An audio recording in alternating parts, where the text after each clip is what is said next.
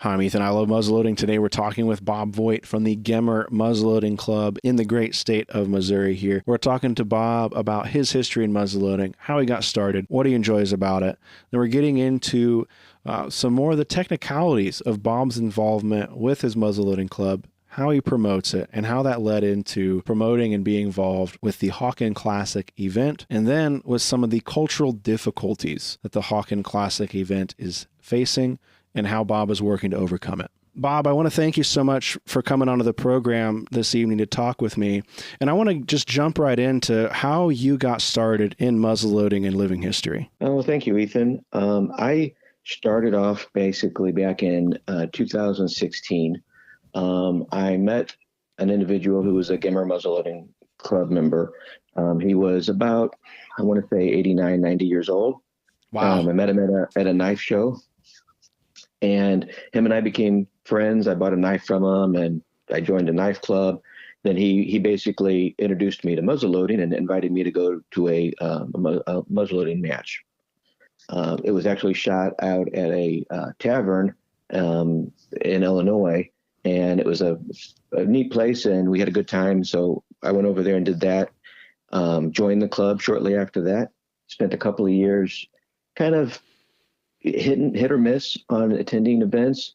I was still working a little bit in the beginning there, but then around in 2017, halfway through that year, I retired from my career that I had, and I had a lot more time. So I spent a lot of that time focusing on muzzleloading and all the various things related to that. Stuff like going to different events. I went to Friendship in Friendship, Indiana at the NMLRA, took some classes. I took a bow making class and with Navio, and a powder horn class with Henry Bowman. Jeff Luke taught a leather class. So I've been there, done a lot of those things, and enjoyed the leather class a lot. And so I took a couple more classes with Eric Van Alstine, and been making some of his style pouches, and really enjoying that. Kind of wish I had a little bit more time right now. It seems like when you're retired, you still don't have enough time to do things you enjoy, but I do try to focus on it. So you met this man and that was a Gemmer Club member, and you just kind of hit it off. You went to your first event, and is it fair to say that you were hooked after that first event? Did you go and shoot and participate, or were you just a spectator then? Well, yeah. So when he invited me to go, he brought an extra gun, an extra muzzle loader, all the supplies and everything. His son was there. His son was, I believe, about 65 at the time, and also a member of the Gemmer Club. Mm-hmm. And basically, he was old enough to be my grandfather, but we just hit it off, and he helped me shoot. It was kind of an interesting place because we shot out the back door of the tavern. Wow. Everybody loaded their guns inside the tavern at the bar area, and then carried their gun up to the back door of the building. It's in the middle. It's in the wintertime. And then you open the door, cap it, and shoot. And it was a lot of fun, but it was very interesting. I never shot guns that way before. Oh, really? That sounds cool, though. The bar is kind of your loading bench in that event. Yep, it sure was. That's cool. That's really cool. Are you still active in the Gemmer Club, or are you more focused on your leather work when you do have time? I'm definitely active in the Gemmer Club. I do a lot of work with the club itself, and I haven't spent nearly as much time as I thought I would with leather work, but I just recently went back. I took my second class, kind of a refresher class, because I had probably a 6 or 7 month break there where I didn't really do anything with leather. So I wanted to get a refresher, and I just did that a couple months or last month. Built my second pouch with him. Yeah, I saw the pictures. It looked great. Well, thanks. But I do spend a lot of time shooting. I probably go out to the range. I wish I could say I went out every week and shot, but I probably go out twice a month, maybe. Yeah. And shoot at the range. It's hard to get over that twice a month hump, I find. Yeah. I figure if I'm out shooting twice a month, I'm doing pretty good. Yeah. We have a group of guys that go to breakfast in our club on Wednesdays.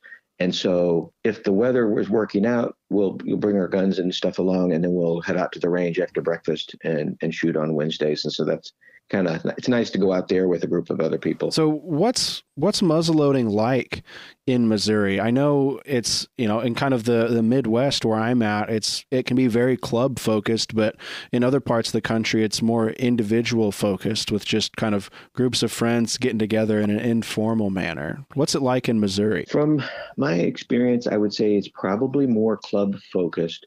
There's I looked, and there's 8 clubs listed as NMLRA charter member clubs in Missouri. There's 9 clubs that are part of the Missouri Offhand Association group, which our club recently joined that. And it's really for just shooting offhand, black powder. And so people kind of travel around in that group and shoot at other clubs and then compete against each other. There are quite a few people, I believe, we have like, for instance, a hunting season, deer season for black powder that I used to participate in more, but I was using the inlines before 2016 when I discovered traditional black powder. Okay. So I did have some past with it, but I really didn't know anything about what traditional muzzleloading was like and the different experience that comes along with that. Yeah. Can we talk about that for just a little bit here? Because I get a lot of questions and comments about the inline to traditional pipeline. And some folks out there would say that people like you don't exist, that started with an inline and now enjoy traditional muzzleloading. So, just as a quick question, what was that jump like for you? Was it intimidating to go from the inline to the traditional side of things? Well, I would say, so whenever I shot inline, and it was mainly for hunting, I kind of didn't really care that much for black powder shooting, mainly because it was like dirty. I had to clean my gun. If you load it up to go hunting, and then you have to shoot it, so you're gonna have to clean it, or you have to blow it out, which I didn't even know I could do before I joined the club. I would always just shoot it, and then I had to clean my gun. Even if I didn't see a deer each time I went hunting. That was kind of my thought at the time. So I really wasn't that keen on the whole black powder. Plus, inline muzzleloading, it's kind of like, you put the sabot in the gun and load the black powder. Not a lot of it's very similar to modern firearms. That's very simple. Very simple. You're not weighing the sabots and trying to, you're not going to, I mean, some people could make them, I guess, but most people who are into that inline muzzleloading aren't into the details and the finesse that goes along with traditional black powder shooting. But whenever I joined and the people that brought me into the Gemmer Club, they had been in the club for 30 plus years. And they had, the people that shot there, the average time that is 15 years is the average time that a member's in that club. Oh, wonderful. So lots of experience and lots of people there. And they were very helpful with teaching me stuff. You can get a little overwhelmed because there's so many various things to learn about traditional black powder and, everything from the patch material and the lubrication that you use and trying to determine what's the best load for a given gun. I mean, that's a very complex topic. And, I only had the one gun at the time. I bought one. I had a Hawken rifle, Thompson Center that I had bought from someone, used it for like one season, maybe even a second season. And then I ended up moving over to a custom rifle with a Green Mountain barrel. And, I wanted to be able to compete. And I felt like it was my gun that was the problem. But I found out after I had the new gun, it wasn't the gun. I still had a lot to learn. Right. We all do. That's for sure. Yeah. That's awesome. I appreciate you sharing a little bit about that. I myself see a lot of that, of folks, kind of in a way, almost getting bored with the inlines and wanting to try something a little bit more difficult. So I'm happy to hear that you made that transition and have been enjoying it and have gotten active. So I appreciate that. I appreciate you sharing that. Sure. Yeah, I definitely enjoy. It seems like, in the beginning, when you're first starting off with this hobby, the biggest thing is cleaning my gun. It's such a mess and all this stuff. But then after you've been doing it for a while, it's like that's the least of the worries, and it's actually becomes part of the ritual, part of the fun of doing it. So it's really not a big deal. Absolutely, yeah. So we've mentioned the Gemmer Muzzleloading Club a little bit that you're very active in. Could you tell us a little bit about the club, its history, and what you do within it? Sure. The Gemmer Muzzleloading Club it became an NMLRA charter club back in 1950. They registered with the state of Missouri as a not-for-profit organization in 1955. So it has 73 years of at least that long of actually being an organized club. And there's at least one member, I think maybe two, that have been members for over 50 years. Wow. And a whole bunch of people that have been members for 30, a lot of 30-year memberships, and a few other 40s. So there's just lovely. A lot of longevity within the club. Mm-hmm. And the club has moved. I think it's been at 3 different locations during all those years. I'm the secretary right now of the club, and so I have like all of the history, and I'm the club historian. So I have all the club's photo albums and historical documents, and I've been able to look through them. And a lot of times I'll take that information, I'll find some interesting pictures in the past, and I'll scan them, post them on Facebook to share with our club members and other people in this hobby that follow us. It's really cool for people to see pictures from the 1975 or 1980 when they were shooting, and seeing how different everybody looks. Right. It's kind of a trip down memory lane for everybody. Yep. Oh, that's wonderful. That's wonderful. How many members do you guys have right now? We have 71 members. About, I think 9 of those members, I believe, are inactive members. Maybe they're what we call them. I'm sorry, I'm drawing a blank on the term, but basically they're members that have moved away, or like an honorary member. Okay, yeah. They maybe can't make it to the events, but they still want to be involved. Yeah, they can be involved. Some of them, it's because maybe of age and health, they're unable to be active. Yeah. And others it's because they were active for many years, and then they moved away and they live in another state, but they stay part of our club. That's awesome. I think it's great that you accommodate the people that can get out there and enjoy it, and then as well as the people that maybe can't make it. So what kind of activities or what kind of events does the Gemmer Club do? I know I see a lot of photos and things from your matches, but for the listeners out there, what kind of stuff does your club do? Well, so our club is primarily a paper target shooting club. There's another club in St. Louis, the Trappers of Starved Rock, and they primarily shoot steel targets, and they dress for each of their events in period type clothing. Our club is really more about just target practice, target shooting, and competitive shooting. Most of the people, I would say, the majority shoot percussion, but maybe 30% shoot flintlocks.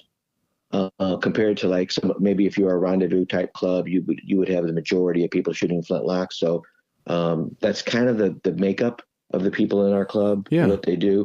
We have matches 10 months of the year, from March through December. Oh, nice. Yeah, each match is on the first Sunday of most months, except when there's holidays that conflict. And the matches, one match is a rendezvous, and then the rest of the matches are usually offhand, some bench matches, and then we have like a 5-position match. We shoot it pretty much almost everything is the NMLRA target, different targets that they have, ranging anywhere from 25, mainly out to 100 yards for most of our matches. Occasionally we'll throw in a 200-yard target, but those are usually more, I think, in the rendezvous and in a few specialty matches, like as a bonus points or something. Okay, yeah. Generally speaking, yeah, we're staying at 100 yards or less. It starts to get hard to see, especially with iron sights out out to 200. Yes, it certainly does. And then we recently, like in the last couple of years, we've added meat matches, 2 or 3, I think 2 meat matches, 1 chunk gun match, and then this year we had about 3 or 4 silhouette matches. Oh, cool. Now, those matches are all added in on top of the 10 matches that we normally have through the year. Okay. So, yeah, those are kind of like more open to the public, and we invite other clubs and stuff to come join us for them. How have those matches, those additional matches, been received? Are they well attended, or is there still some growth opportunity there? There's definitely, I think we always feel like we have growth opportunity.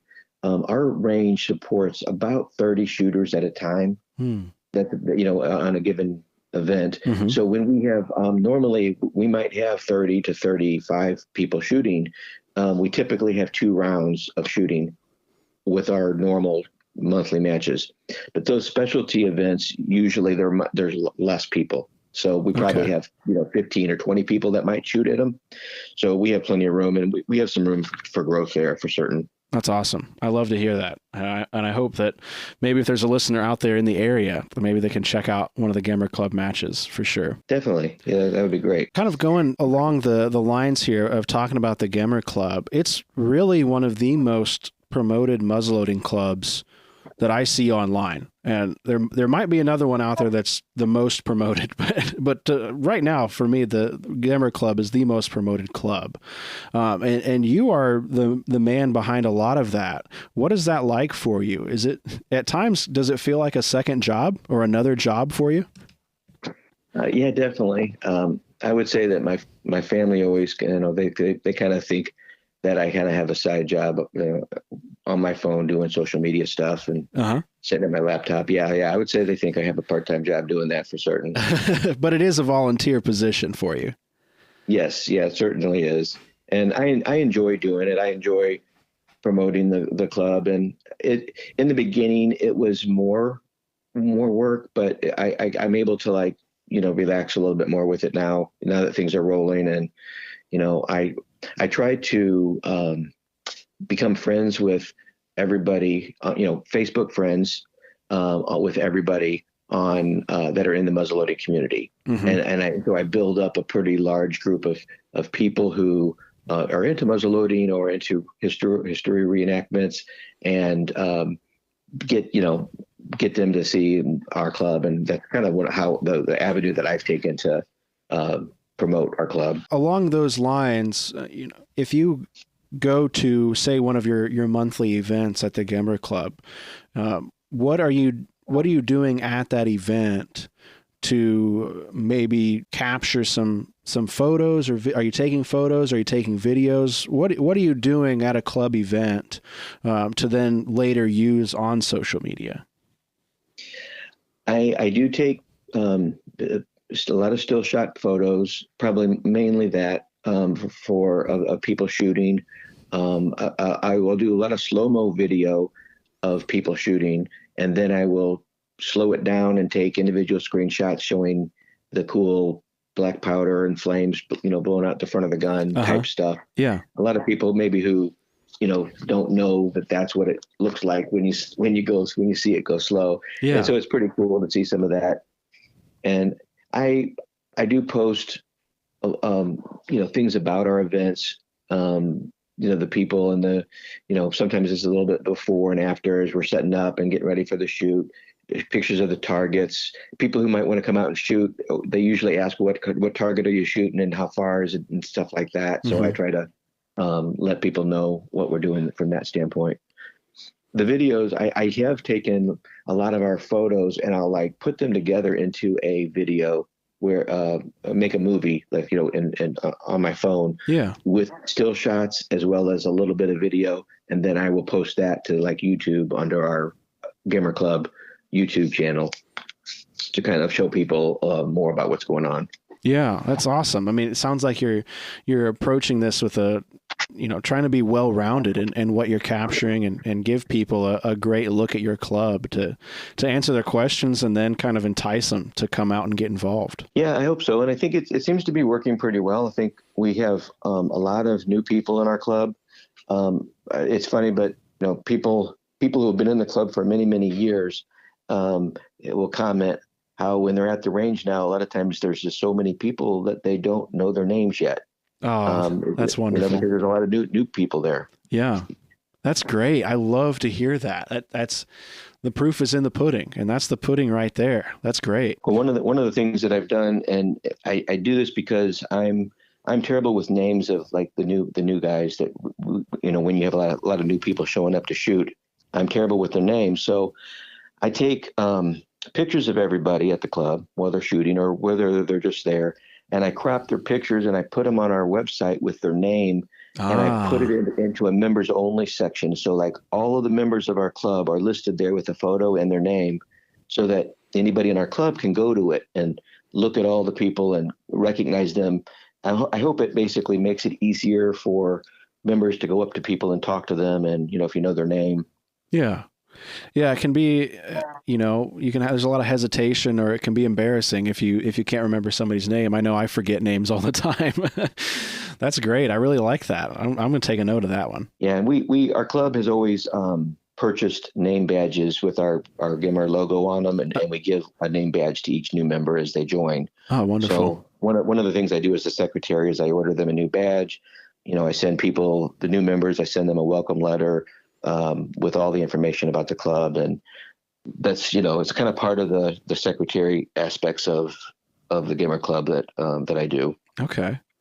So did the social media stuff, was that started when you came into the position as the secretary, or did you take that initiative? Well, when I first started, we did have a website.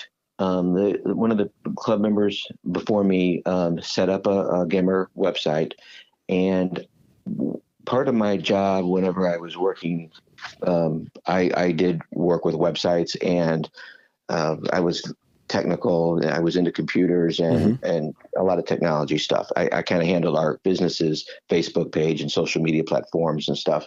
So I understood a lot of that.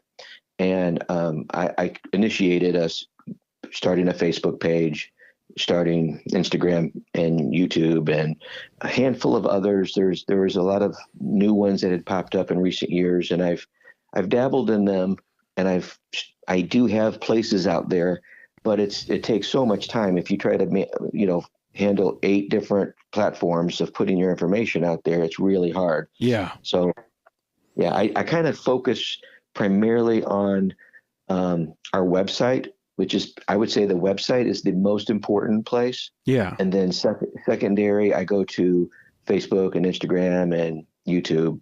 And then, you never know if those platforms are going to continue to host information about muzzleloading. Yeah. So I make sure that our website is the primary place.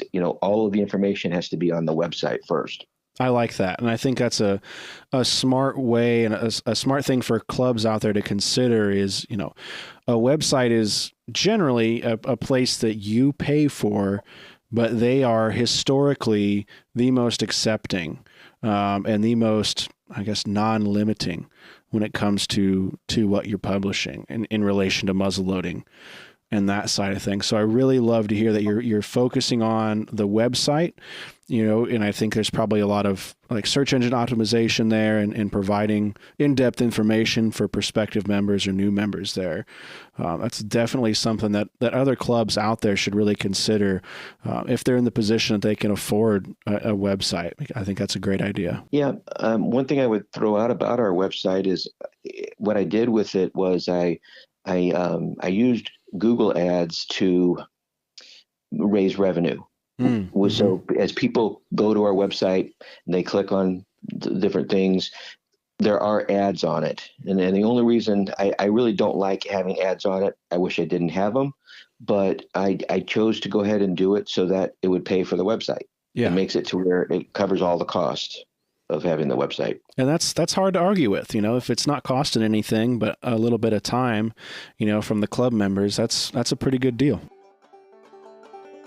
This podcast is brought to you by Muzzleloader Magazine, the publication for traditional black powder shooters. Since 1974, Muzzleloader has been the leading magazine devoted to traditional black powder hunting and shooting. Each issue is jam-packed with articles on hunting, shooting, gunsmithing, do-it-yourself projects, living history, American history, book and product reviews, and much, much more. Muzzleloader Magazine is the best traditional muzzleloading magazine, bar none. I'd like to thank Jason at Muzzleloader Magazine for his continued support of I Love Muzzleloading and the I Love Muzzleloading podcast. This podcast is brought to you by Thor Bullets. I've talked about Thor Bullets for over a year now, and I'd like to thank them again for their sponsorship. I have since, in this amount of time, went out and tested these bullets on my range. I have not gone hunting with them, but in my penetration testing and my accuracy testing with my CVA Accura LRV2, I have to say that the Thor Hammer bullets sized to my bore for that Accura do a phenomenal job. There's a lot of muzzleloader bullets out there, but really can't thank Thor enough for their support of I Love Muzzleloading. This kind of leads into our next question here, but talking about social media, it can be hit or miss for muzzleloading and the firearms community in general, just because, even though in the United States here, muzzleloaders are considered, by a federal definition to be antiques and aren't classified necessarily in the same way as modern firearms, social media still lumps us in and can give us the same restrictions as they do modern firearms. Have you had any issues with this? Either personally or with the club of your posts getting taken down or maybe, shadow banned from people being able to see them? In general, I would say with our post about our club, I haven't had issues there yet with social media. For instance, on our social media stuff and even on our website, the person before me, he set up our website to be Gemmer Muzzleloading Club.com, and he left the word gun out of it specifically because he wanted to make sure that it's not flagged or something, right, with so many people looking for that term. But on Facebook, it hasn't been an issue yet there. I have groups that I have created in Facebook. I have a variety of different groups. One of the groups, like I think I mentioned earlier, that we have private groups for our club members. I also have public groups for people who just want to talk about muzzleloading stuff that is, that's underneath the Gemmer Muzzleloading name. Yeah. And then I have some groups that are like, it's called muzzleloading items. And I started that group a couple of years ago with the intent that, there's so many people, especially I know people in our club are always, they might have a lot of extra round balls. Maybe they have it could be patchy material, it could be pouches, it could be any of the gear that we use in muzzleloading, and they want to sell it. Mm-hmm. Well, when you go and if you're on Facebook, for instance, you can sell a lot of that stuff without any problem. But they don't want to see sales of knives, guns, or anything that they classify as a weapon. Yeah. So we don't allow anybody to post items like that are for sale. You can't. So what I did with the group is I basically said that, hey, the group is for posting pictures of your muzzleloading items that you want to just show off. And you cannot say the stuff is for sale. You cannot talk about that kind of stuff because we can't promote it, or the group will be shut down. Right. Yeah. Facebook will close it down if you do that. Yeah. So that requires you have to monitor the group, and before any post gets posted, you have to approve it, which can get time consuming. Yeah. If you have 5,000 people in a group and 30 or 40 posts are going in there a day, it can get time consuming to try to approve each one in order for it to go in there. So sometimes people get a little frustrated that maybe their post takes a little too long to get posted, but we have to do it just because, there's rules about it. And we got, if we want to keep a website a Facebook group going like that, then we have to follow those rules. Right. That's kind of those platform specific restrictions that we see, regardless of where you're at, apart from generally your own website or the muzzleloading forums that are out there. Those social media platforms, that's a big no-no to try to trade anything in related to a muzzleloading arm. And I always enjoy the clever names people come up with, for like knives and horns and things, because somehow powder horn has become flagged as a term, along the line somewhere. So now, if a horner wants to sell their work made out of horn, they just simply call it a horn container, and it's kind of silly, because there's, the restrictions themselves, possibly on a moral level, really are silly. But then, when you consider muzzle loading, it's very silly. But that's just kind of, you got to play by their rules to reach their audience. And, I think, not to put words in your mouth here, but it seems like you see value in being on these platforms in the capacity that you can be to reach new members. And it is bringing new members to your club. Definitely. Definitely. I mean, I think, there's, like I said, I played around with a few other social media groups. MeWe is one of them. Yeah. There's been a few others that I've also tried, and it's not like the other ones don't function. They function just fine. I'm able to put stuff out there just fine. It's just that there's so many people. I mean, the public is on on Facebook and Instagram and YouTube. They're using them by the millions, hundreds of millions, and so you can't ignore them if you want to grow your club. Yeah. You just kind of have to go by the rules, and in order to not get shut down. Yeah. And it's personally, I can kind of view it as a balancing act, because there are absolutely things that I disagree with, but then, like you said, on the other hand, like, well, if I'm going to spend time doing this, I need to make sure that the time is well spent, and getting more people involved in muzzleloading. You got to be where the people are at. Yeah, absolutely. What kind of tips then would you have for other clubs out there looking to promote their activities, whether that be online or in person or with traditional media? Well, I would say one of the big items is, you'd want to have a website to begin with, to promote your club. Just because you might lose the others at any point in time. But Facebook page and Facebook groups, they're both different from each other. And, I use, a Facebook page is, you think of it as a website page. It's where you can go and you can promote your own club and you can say what you want to say about your club, and nobody really else can add anything to it.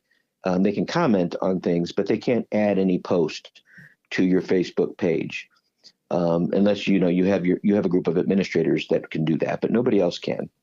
Facebook groups allows the members that are there to communicate with each other and to share more posts and talk more.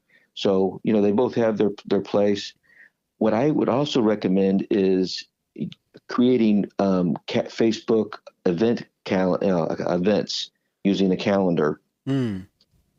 And I find a lot of places, a lot of Facebook groups that I go to where they have events. They'll do it on paper, or they'll do a picture of their flyer, and they'll say, "Hey, we're having this event, and here's the flyer." And if I'm going to be attending it, what I end up doing is I create an event, take the picture of their flyer, put it into the event. It looks like it's a Gemmer event. It's not a Gemmer event. It may be somebody else's event, but there isn't an event created for it yet. And so I do that quite a bit. And then I share that event with people, because if you're real familiar with Facebook, you can take those events and you can download them to your phone, and you can get all the information right on your calendar on your phone, which is really nice. So I like events when it comes to all of the different matches and stuff that we have. I basically create events for all of that stuff for our members. I think that's a great point. The flyers are good for trying to get the word out, but Facebook for those events will then go through and remind people about them. So if somebody says that they're interested in that event on Facebook, Facebook's going to remind them periodically before that event. And that's something that you can't get by just posting the flyer. So by making one of the event listings like Bob's talking about here, you kind of get a little bit of free advertising out of that. Now, Facebook's going to ask you to pay money to promote things more, but you get a little bit at the free level, right? Yep. Yeah, you can take an event and you can share it into groups. And if you create a group that has 3,000 people in it, you can share that event right into the group and share it to everybody so they all can see it. So I kind of try to promote. I haven't done much paying of anything to promote my events, not for muzzleloading events. If we were having like maybe a special show, for instance, like the Hawken Classic or something, like a big event like that, you could promote it by paying a fee, and that would push it out to people, maybe the general public. But I'm trying to focus my other events mainly to the muzzleloading community. So I would, put it into groups, and there's a lot of people, a lot of things on both Facebook and on websites that promote events for muzzleloading. And I usually make sure that my events are listed there. Kind of targeting the audience there. Yes. So, the NMLRA has a group. There's a few other, I think one's called Talking Bear. Yes. There's another one. Yep. And then there's another big group that's called something just like Traditional Muzzleloading Events and something that's like events. It's a whole bunch of clubs and events. Yes. And yeah. I post in there stuff with my events so that people can find it. That's one of my favorite groups because you can see really what's going on all around the country. It's just kind of a hub for muzzleloading and related to muzzleloading events out there. It's a really great browse if you're looking at planning out your year for sure. Yeah, definitely. So you kind of teased it there a little bit, but recently you've been active in organizing an event called the Hawken Classic. Can you tell us a little bit about this event? Sure. Basically, it's a 200-year anniversary, a celebration of the J&S Hawken rifle that Jake and Sam Hawken developed at the Hawken shop in St. Louis. And they basically started that at about 1825. So we're coming up on that 200-year anniversary. And Muzzle Blast has been promoting the Hawken Classic since late 2019 as something that would be coming. And then COVID took out the first year, which was 2021. We didn't have it. But then in 2022 and 2023, we held the first two Hawken Classics at the historic Daniel Boone home in Defiance, Missouri. And so basically it was I wouldn't want to call it a rendezvous because that's just a part of it. But we do have rendezvous camps. We have shooting, we have a range, and we did shooting there.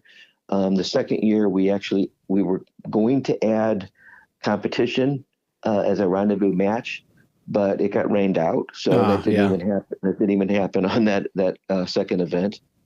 We have a lot of demonstrations, people doing stuff like horn making. We had somebody doing blacksmithing, things like that. Yeah. Seminars, educational seminars, a lot of guest speakers talking about the history of the Hawken rifle as well as mountain men and the fur trade period. It was a really very cool event. And in addition, we had a lot of original rifles and contemporary remakes of those rifles on display that was quite spectacular to see. And many people traveled from all over the country to come in and see those guns during our event.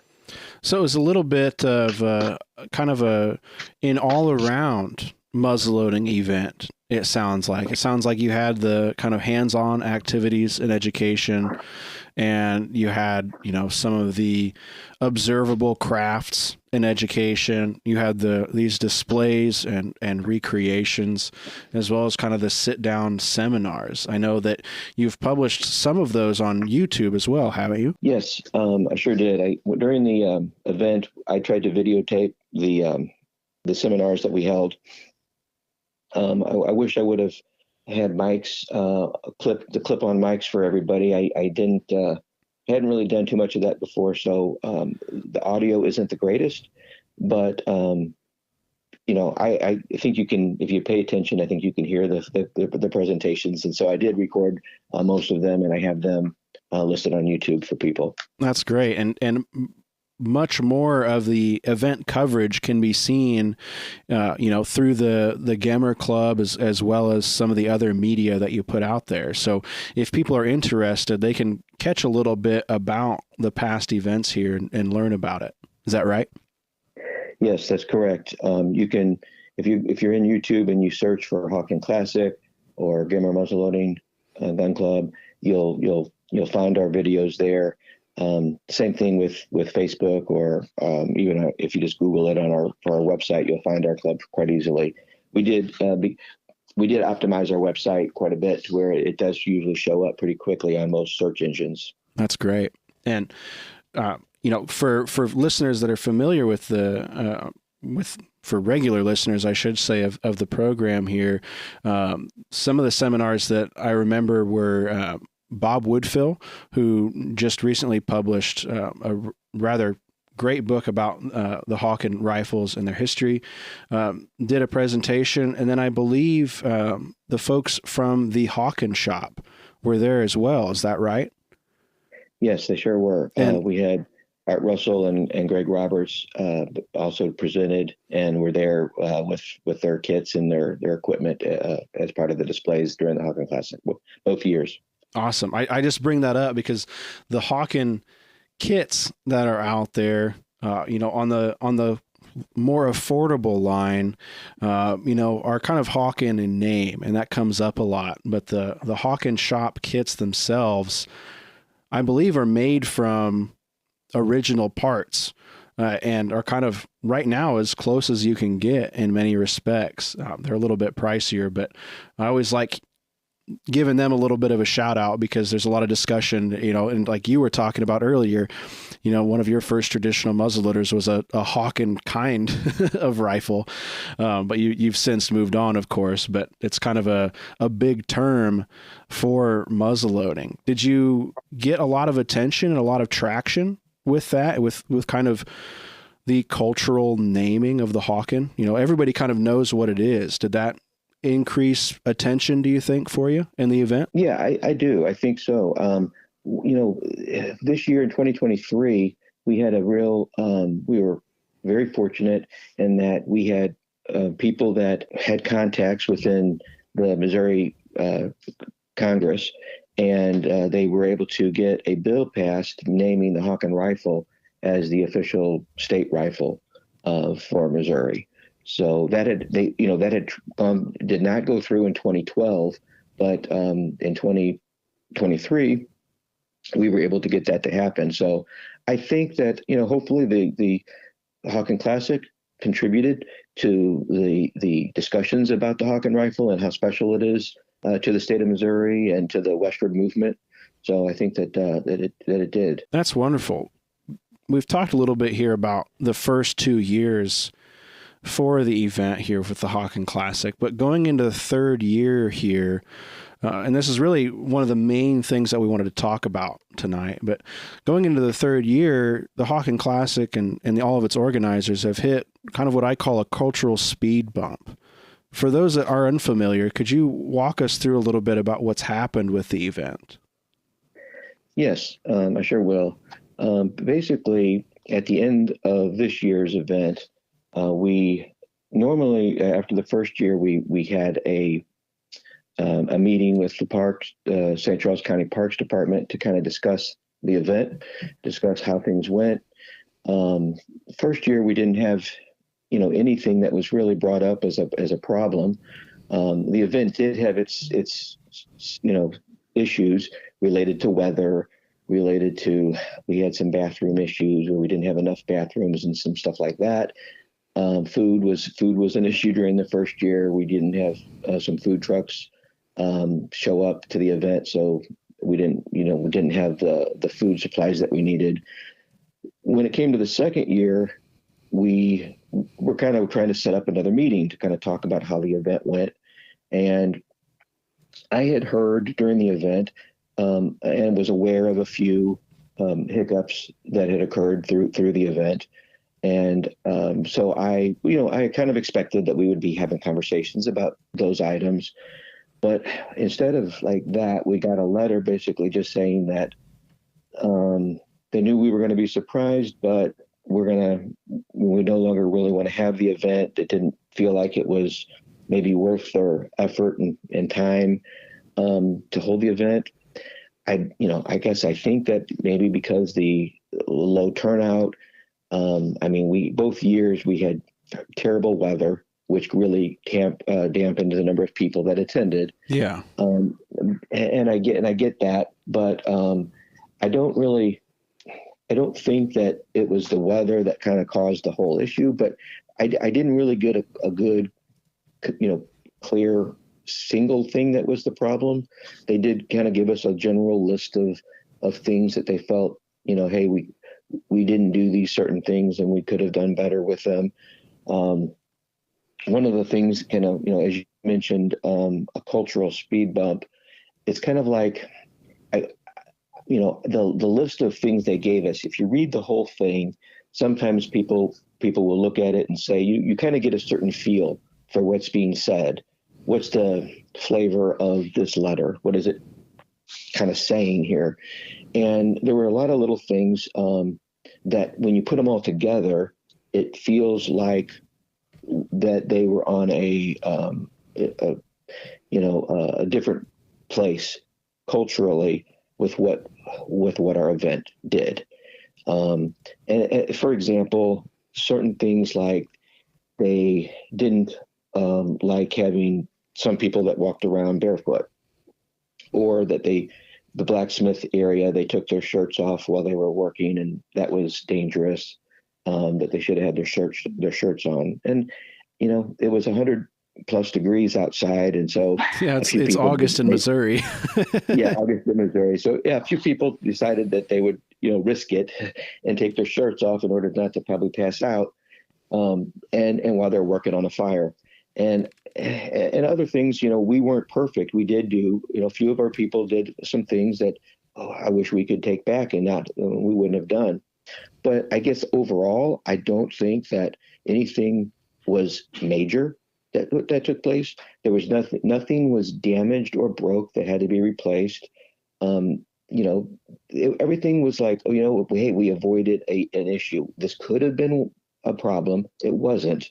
Nobody stepped on anything and hurt themselves. There was nobody injured. I think it was I was very happy that nobody had heat stroke or had to be taken to the hospital. Absolutely, due to the intense weather. We were very concerned about that. We made sure we had lots of water for people, and we dealt with the weather situation.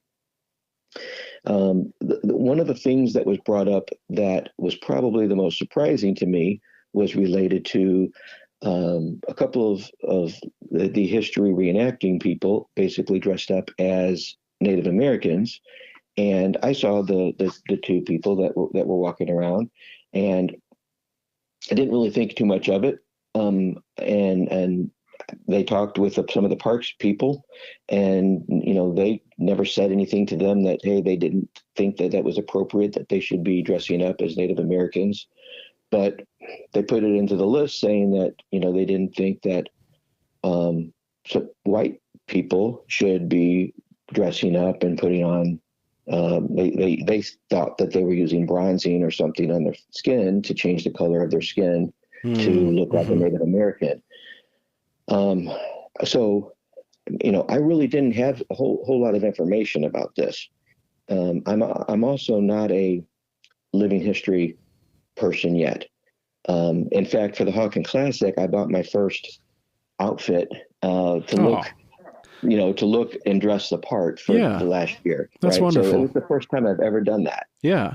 I love that you So got into that. That's great.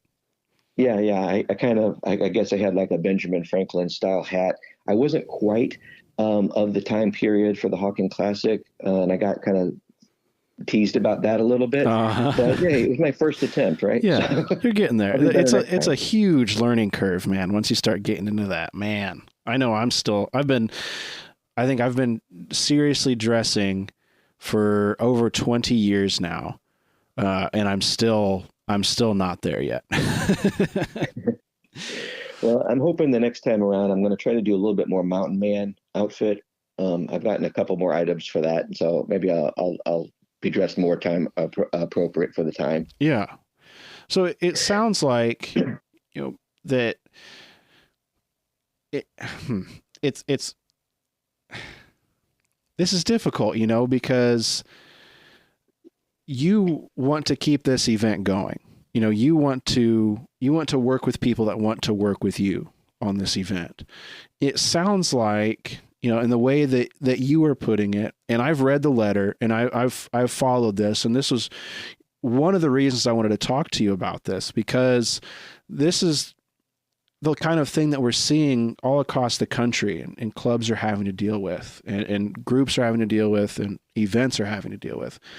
It sounds a little bit like, to me, like through the way you've put it in the letter, that they didn't really necessarily want to continue hosting it. Would you say that you got a similar feel to that? Like they were really looking for things to step away from this event? Yeah, I do. The letter, I think it's interesting the way the letter is written. They point out dates and times when violations took place, and kind of like very legalish, as if you're trying to get out of a contract and you need to give the details. It's very specific about what the violations were, and the only things that I wish I would have been able to have a conversation about was, I don't know who some of the people are that did some of the things that they're claiming. So I can't even 100% address all of the issues, because it doesn't sound like from their letter that they addressed the issue with the people, and they just told me about it, but they didn't give me names and information enough that I can fully address it. And in some cases, I think it's just a difference of opinion too, with some of the items. Like, I think if they would have, I don't know, I hope that if they would have actually talked specifically with the people that dressed up as Native Americans, I reached out to them. I know who they are, and I talked to them, and I had them tell me a little bit more about them, what they do, and what and all that, because I just don't know. Yeah. And so basically, they had done a lot of research and spent lots of money working with tribes of Native Americans in developing their outfits, and they used the paint, and the things that they used were used that are authentic, and it's what people in those tribes used to as part of their dress. Yeah. The clothing and the outfit and all of the details were researched, and basically went through an approval process with Native Americans to approve their outfit as being authentic Native Americans. And they are like, I guess where I feel like there's a breakdown is that this event, and I don't think that any living history people and or events, this is not about racism. It's not about trying to make fun of or cause problems or whatever with people of other races. This is about history and sharing living history, which is very unique. Acting and living the part of somebody that lived 200 or more years ago. And if people don't do that, who are of that race, if, for instance, in Missouri, there aren't any Native Americans in our area that want to participate in that event that way, because there just isn't very many of them here, then who else is going to do it? And, I had a couple of conversations with other people who have been doing this for years and years related to living history events. And I asked those questions to them, and basically, they kind of said the same thing. They basically told me that's the reason why a lot of times at events, that's why people who are Caucasian will dress as people of other nationalities, because you're trying to portray a time period. And in that time period, there were people from a lot of different nationalities here. And so to basically shut down, or, it's this, the cancel culture of, we're not going to do things that might offend people. I don't think anybody should do things that are offensive to people, but I also think people should be thick-skinned and not allow themselves to be offended. Because, hey, stones may break my bones, words will never hurt me, that type of saying. Yeah. We need a lot more of that in our society. And nobody that's doing this living history stuff that I have seen is doing it in a manner that is trying to offend anyone. And if they were, then they definitely should be shut down. They should not be allowed to do that. But I don't believe that's what we're talking about. From what I am gathering here about this is, there are these, at times difficult concepts or ideas and things that people might not want to discuss or might not want to be involved in. But I really think at the core, what I'm getting out of this is there's just a lack of communication and discussion about a lot of this. And I think that's what frustrates me about this. And, I couldn't make it to the Hawken Classic. It's hard to get out with a young kid right now and get that far from home and work and things. But repeatedly, it doesn't really matter what state so far that I've talked to event organizers or people involved with in events, is we're getting locked up, it seems, in just a lack of communication about this stuff. There's nothing that I personally saw in the reasons that the venue gave you guys that couldn't be discussed. There are things that, I'm sure, I'm not saying that there's nothing out there that can't be discussed.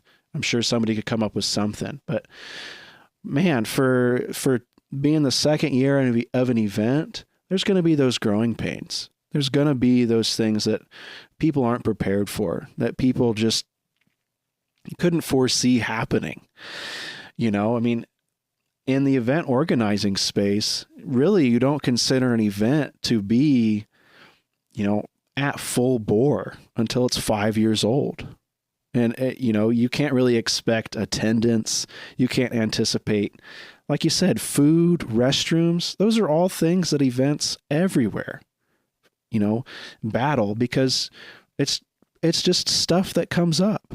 It doesn't none of this really seems like it's so monumental that a discussion couldn't happen about it. I think it's just incredibly frustrating. That's my personal take on it. That's just hearing you talk about it and following the things that have been happening with it. That's what I'm hearing about this. And it kind of bums me out that there couldn't be a discussion to at least wrap things up, I guess. There couldn't just be a sit down and say, we have to agree to disagree and go our separate ways here. It was just kind of a boom, boom, boom. Exactly. Here's our letter in writing that satisfies our lawyer's request. And, not saying that it was a lawyer's request in case a lawyer is listening, not implying that, but, just that feeling that you get out of it.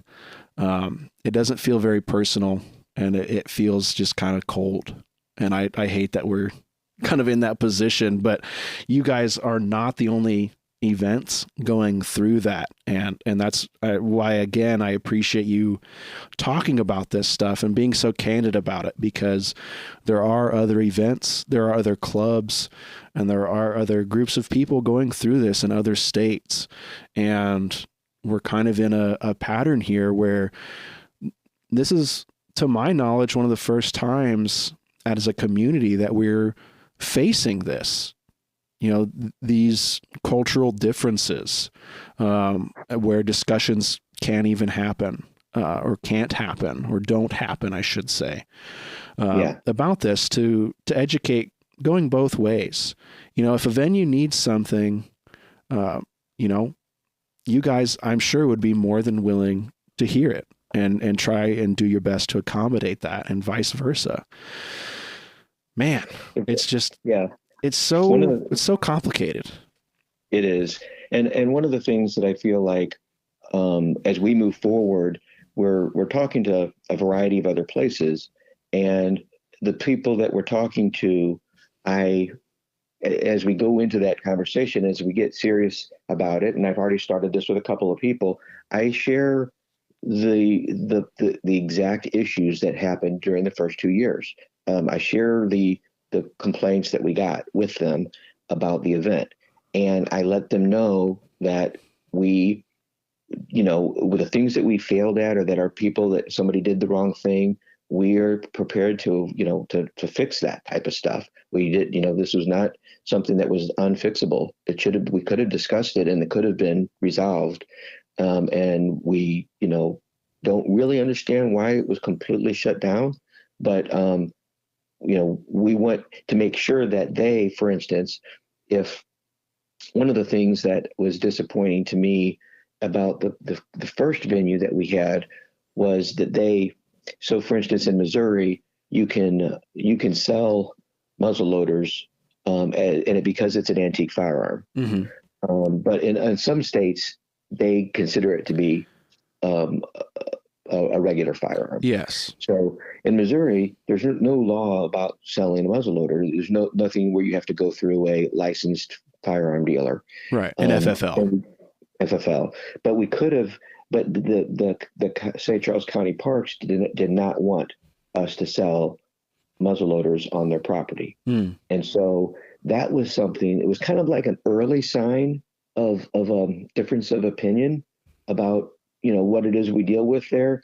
I don't know what the reasonings are for that, but it's their property. They have the right to say it. And we honored their desires. We told people what their rule was. I had a lot of feedback that many people did not attend because they were unable to bring their firearms to sell. So that, it's kind of like, when you're trying to plan a certain type of event, and you're wanting to attract as many people as possible, you have to make sure that the venue itself is going to be suitable for what you're trying to do there. Right. So what other steps are you taking? You are looking to continue the event without your previous venue. What else are you looking for in a new venue? Well, I put together a list of things that we need for the Hawken Classic, and as we go through and talk to people and meet places, part of it has to do with location. I've had a lot of people recommend places and offer up places that were fairly far away. Some of them are completely out of state and other parts of the country. Because I think a lot of people would love to take over doing this event just in another, maybe in the mountains, like go to where the mountain men went versus where they started. Mm-hmm. And there's logic to that. But our club is the ones that did the volunteer work for the event. We had 40 or 50 volunteers that were members of our club that spent the whole weekend running everything for the event. And they need to be close. A lot of those people want to be able to go home at the end of the day. Right. Yeah. They don't want to tack on a flight in a hotel room, for a volunteer event. A lot of people can't afford that. Yeah, exactly. So we're looking at places. Ideally, it would be someplace close to St. Louis. We want to have a place for people to living history, people to have their rendezvous camps. Mm-hmm. do a place to do seminars. We need to have like an air conditioned building in order to display the original Hawken rifles and Missouri State rifles, because they're basically museum quality type guns. Yeah. You And don't want them out in the heat and the humidity. Yep. They can't get tarnished and all that stuff. The people who are visiting come from out of state, so places that kind of close to hotels and restaurants. We would love to be able to shoot and have a shooting range.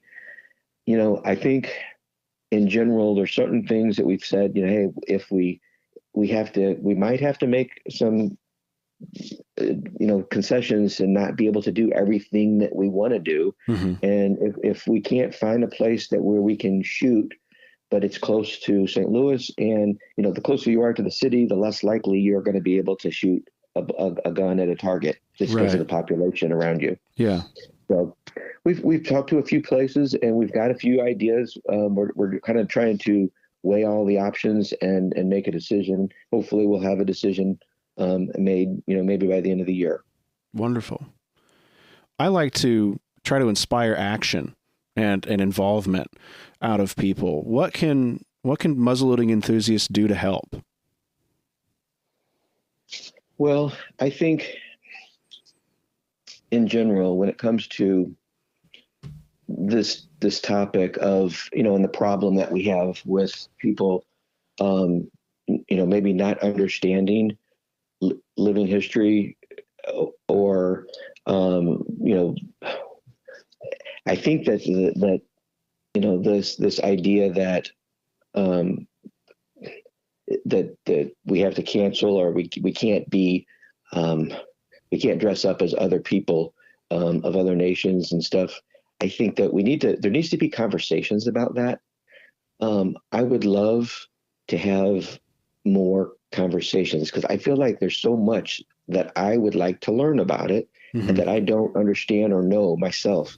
I've only really had the last couple of weeks to think about it and to talk about it. And it would be nice to have conversations with Native Americans that would be interested in this topic and who are participants in these types of events, to find out their stand on this, and find out, because a lot of times, the people that we offended were not Native Americans with our event. There was nobody there that was. They were the people that ran the place that were afraid that they would offend somebody, so they canceled it. You know what I'm saying? So yeah, I'm following you. Yeah, trying to figure out what is the answers to these questions, and what is it that we want to do. I don't think anybody wants to, do anything disrespectful to other people. We're trying to, I think, in general, do something that teaches history, and it educates the public about America's history. And so I really like the idea of being open to a lot more conversations and discussions about it. I would love to see, articles written about it that would be published in like Muzzle Blast or Muzzleloader magazine that goes into the topic of living history and the culture war, that we have. And is this part of it? Is this what, where we're at, where we're talking about history events, where historians are how they dress and how they talk. And I know there's a lot of various rules, and from talking to the other people about it, depending upon where you go, there's all kinds of rules related to what people can and can't do when it comes to a living history event and acting as another person from another race. And I think it's something that should be discussed more. I think I agree with that. That we need more discussions. We need more conversations about this. Something I love about the muzzleloading and living history community, especially since everybody's in a manner of ways has adopted the internet as a means to connect and communicate, is there's so many conversations out there happening all the time. I tell people all the time, there are groups and forums out there where I can go and learn about a specific county's muzzleloaders from a specific decade, because there are people that are interested in studying that level of specificity. And I think that's wonderful. And the discussions on the living history side of things are probably even farther along than that, of trying to understand the past, how to learn from it, and how that relates to where we live and how we live today. And I don't think that you can argue personally with enjoying and understanding or trying to understand history more. And I think I really like what you had to say there about, just wanting to have more conversations about this stuff. I feel like the more we hole off and build walls around topics and each other, really, on who we are or aren't willing to talk to here, it makes things difficult. And it especially makes things difficult for muzzleloading and living history if we want to see it continue to grow. Because nobody is arguing that over the past 50 years that it has slimmed down. I think clubs and events all over the country have seen that. And if we want to combat that, I think we have to have more conversations like you've been talking about. Yeah, I completely agree. And and I like that too, Bob, because that's a simple action item. That's not like, build a castle.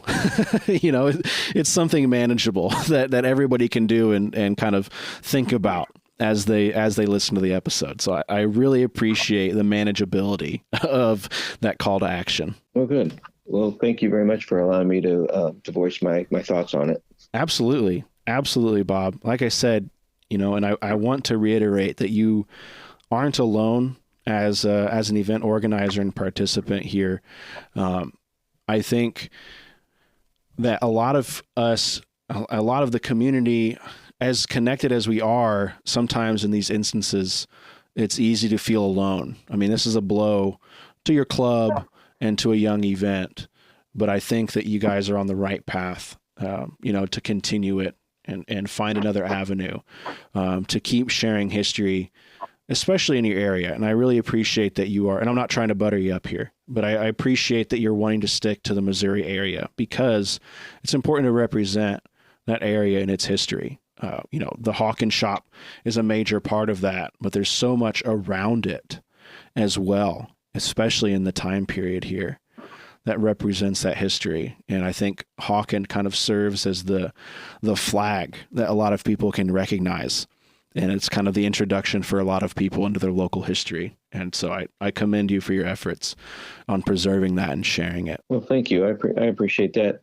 And I think that it's really done a lot to get people interested. I mean, we know for a lot of us, the Hawken rifle or a Hawken style rifle, maybe it was a plains rifle, was our first muzzleloader. Mm-hmm. And so it's kind of it's a neat part of the history. And I can't tell you how much I've learned, but it's been a tremendous amount that I've learned just in participating in this event, and being part of it. It kind of like really expanded my knowledge about St. Louis, about the history, what was going on back then. It's incredible. It's put my level of wanting to know more history completely to another level. Wonderful. I love to hear that. To round out a little bit of our conversation here, what tips would you give to someone wanting to start a muzzleloading or living history event in their area? One thing I would say is it helps if you are working with a club. I think this would be very difficult doing completely by yourself. I think having people that you can work with that can volunteer, a local club. If you don't have a club in your area and you're like you would like to start a club, and then that's kind of a little different, thing. But it would be, what you can do is reach out to people like myself who are very active and in a club, and then they can, be happy to share a lot of good information about how to promote your club, maybe there's documentation that you might want, things related to the bylaws, how do what kind of membership dues do you collect from members, to fund your club. There's like all types of topics that people like myself would be more than happy to share and talk about with somebody who's wanting to start a new club. If you're interested in doing that, or if you're trying to have an event, it's always good to, go to some of the bigger organizations and work through them to try to help promote your event. I've been doing a lot of outreach to various vendors and people that, to help, like people like Shoots and Powder and, that have donated powder to the club, to the event. Mm-hmm. I like to find and do more of that as we get, as the event continues in future years. But it's tough. It's a tough thing if you're trying to do it on your own. I think you really do need more than one person to put together a really big event. Absolutely. One thing that I didn't get written down here, Bob, and it's okay if you don't have anything about this, but I wanted to ask, because some events are finding difficulty on the insurance front. Have you guys had any issue with finding insurance or getting insurance for the event? Because that's a big hurdle for a lot of upstart events out there. Well, for the Hawken Classic, both years, the first 2 years, the event has been sponsored by the NMLRA. Mm-hmm. And so the NMLRA provided the insurance needs that the county had for holding the event. Okay. Gotcha. We as a club, we're, a charter club of the NMLRA. So our club has insurance, and I'm sure that we could, buy additional insurance that we would need for holding an event, but I haven't gotten to that point we haven't had a need to do that yet. Right. No, I appreciate you sharing that. And I don't mean to pry into the functions of the event, but it's weird to say, but on a lot of these events and the issues that event organizers have is purely on the insurance front of what an event can or cannot allow. Sometimes comes down to the insurance that they can afford and what the insurance companies are allowing. In some states and some regions, it comes down to the insurance companies, in a way, are policing what can and can't happen, which is really bizarre, but it's something that we're continuing to see more and more. So I'm happy that you guys aren't facing any difficulty on that front. And maybe it gives some other folks out there some ideas if they are facing similar difficulties. So thank you again for taking that kind of off the handle question. Sure. No. And we as a club, we appreciate the fact that the NMLRA has supported our event and provided the insurance for that. I think there's a lot of good aspects. It comes from being a part of a large organization and being able to, use their insurance coverages and stuff as part of, when you're a smaller group trying to have an event. Absolutely. Well, I as a lifelong member so far of the association, I appreciate the little shout out. It's always fun to go hang out and shoot at friendship. Definitely. To really the last question I have for you here, where can people find you, the Gemmer Club, and the Hawken Classic online to learn more about some of the stuff that we've been talking about? Well, the Gemmer website is gemmermuzzleloadingclub.com. That's probably the easiest place to find us. Through there, you can put in a request to contact us. I'm listed under there as one of the contacts, as well as the other board members. And Facebook, YouTube, Instagram, as we mentioned, you just do a search for Gemmer Muzzleloading Gun Club or Robert Vogt. You'll find me, and shoot me a message.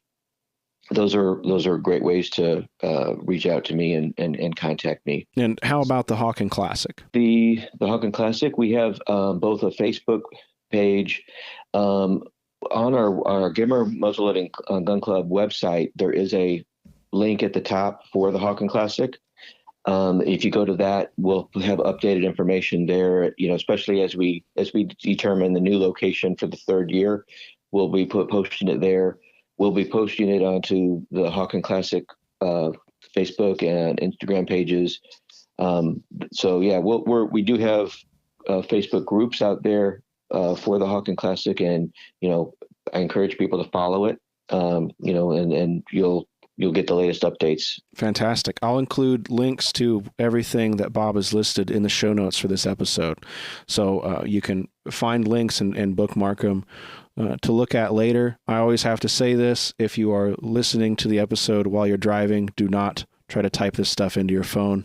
Make sure you wait until you get stopped to start learning more about this. And as Bob mentioned here, all of the information kind of chronicling the cultural speed bump that the Hawken Classic has been going through has been published online. So you can, if you're interested in learning a little bit more about it or seeing what's happened for yourself, and maybe how it could relate to an event that you are involved in, you can check all that stuff out and really just read through it yourself, and kind of form your own opinion on it. If you agree or disagree, there's an option out there for you to read it and see what's going on.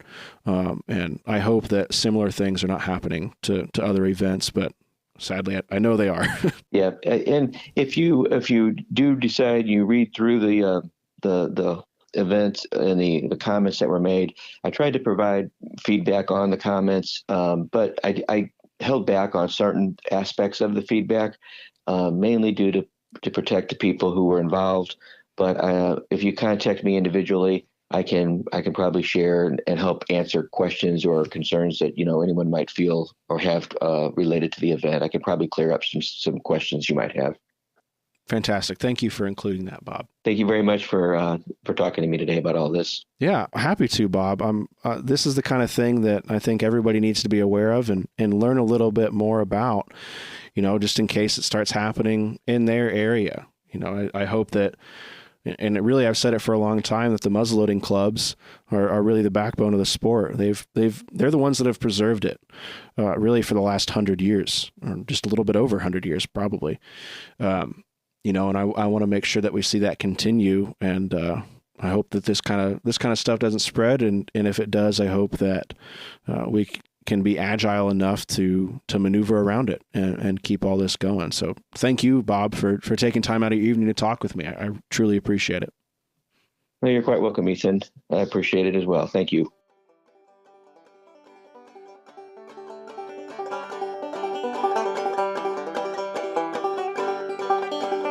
I'm happy to report that since recording, Bob and his team have found a new location for the Hawken Classic event. The official dates for 2024 are May 17th, 18th, and 19th. The new location is the Lewis and Clark Boathouse and Museum, 1050 South Riverside Drive, St. Charles, Missouri. The zip code is 63301. Again, I'd like to congratulate Bob and his team for going through this process and keeping this event alive. I think it's fantastic. I'm really excited to hopefully see a much larger turnout at a better location here in 2024. I'd like to thank Bob again for taking time out of his evening to chat with me about this. I know it's taken up a lot of his time, and I'm sure it's been stressful. So really, Bob, I appreciate you sharing what you've gone through, and I hope that it aids other muzzleloading enthusiasts around the country here as we're seeing similar things pop up with other events and other clubs in other parts of the country. If you neglected to take notes or want to learn more, as always, the show notes accompanying this episode have links and the discussion topics in them, and then we'll have a full article at ilovemuzzleloading.com expanding on some of the information. And I've been able to include a transcript of the conversation for the past few episodes, so I'm going to try to continue doing that. So if you want to search through the conversation in text form, you should be able to do that if there's a transcript with the blog post at ilovemuzzleloading.com. It's something I've been trying to do. Sometimes the muzzleloading terminology trips up the transcription software, so please forgive me if there's an error here and there. But I hope that in general the transcription helps you take some notes or reference information at a later date. By the time you're listening to this, we are full bore into autumn here in the United States for the year of 2023. I know I've continued to talk about it, but we have a lot of great stuff in the pipeline here at I Love Muzzleloading. Here recently, we've produced a ton of great videos, I think, really some stuff that I'm really excited about and really proud to get out there. Heading into winter here, we've sighted in a new flintlock muzzleloader for the Indiana whitetail deer season, and I'll be taking that out in through my family woods here. I'm not sure I'll be successful, but I'm hoping to at least have a little fun in the woods with my muzzleloader and my traditional accoutrements. We're also heading back out to the Rock Island Auction Company to take a look at some original antique muzzleloaders as they pass through the auction house. And then to wrap up the year, we're getting back into the shop. We're working on several muzzleloading kits here. So if you're interested in build series, this winter is going to be jam-packed with build series as we've got 3 kits to knock out here. So I typically only build 1. We've got 3 this year. I'm trying to get them done by turkey season in the spring. So we'll see how that goes. I'm not going to promise anything, but I'm not going to promise anything really, but videos about building some neat muzzleloader kits. I hope you stop by and check them out. As always, with any of the stuff that we produce here at I Love Muzzleloading, I really encourage and really want to hear your feedback about it. If you liked something, you didn't like it, if you agree or disagree, or if you know how to do it better, please let me know. It not only helps me continue through my muzzleloading journey, but then I can share what you've shared with me, the knowledge that you're passing on to other muzzleloading enthusiasts out there, and create really an educational foundation here, which is what I Love Muzzleloading is all about. Really just want to educate, share, and promote muzzleloading. And by you sharing that with me, it helps out. I'm able to pass that along and give people other ideas on how to do something. You see that in the kit series all the time.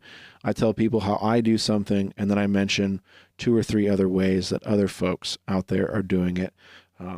I always joke that if you ask 10 muzzleloading enthusiasts how they do something, you're going to get 12 different answers because it's so varied, it's so vast. It's something I really love about it. And it's something that I think newcomers can grow to appreciate, that there's not one perfect way to do any of this. That's all I've got for you this week. Thank you so much, Bob. We've got some more episodes in the queue here, trying to keep the podcast going here through the end of the year. I hope you enjoy the great episodes that we have coming up. I think you will. Once again, I'm Ethan. I love muzzleloading. Thank you so much for listening. We'll catch you next time.